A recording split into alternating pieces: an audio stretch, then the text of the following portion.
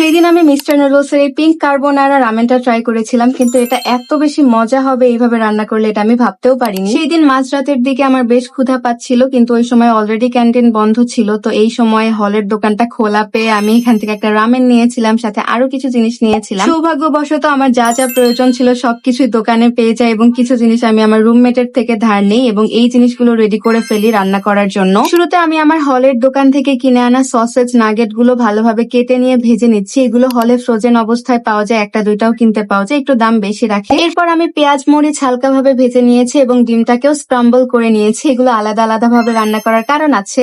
এরপর আমি রান্নাঘরের ফিল্টার থেকে পানি নিয়ে সেটা ফুটিয়ে নিয়েছি এবং সেখানে ডিরেক্ট রামেনটা ছেড়ে দিয়েছি সিদ্ধ হওয়ার জন্য। আর একটু একটু পানি থাকা অবস্থাতে এটা আমি আমার বাটিতে নামিয়ে নিয়েছি।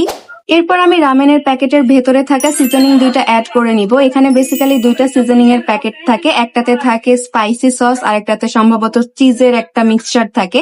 এগুলো সিম্পলি অ্যাড করে মিক্স করে নিলেই কিন্তু রামেন রেডি হয়ে যায়। এরপরে আমি আমার আগে রেডি করে রাখা জিনিসগুলো দিয়ে সুন্দরভাবে সাজিয়ে নিয়েছি। এবার আসি আমার ফাইনাল রিভিউ। রামেনটার দাম হচ্ছে 50 টাকা, আর বাকি সব ইনগ্রিডিয়েন্টস মিলিয়ে আমার 105 টাকার মতো পড়েছিল। সেক্ষেত্রে এটা বানিয়ে খেতে খুবই মজা লেগেছে এবং এটার টেস্ট অসাধারণ। তোমরা অবশ্যই একবার হলেও ট্রাই করে দেখতে পারো।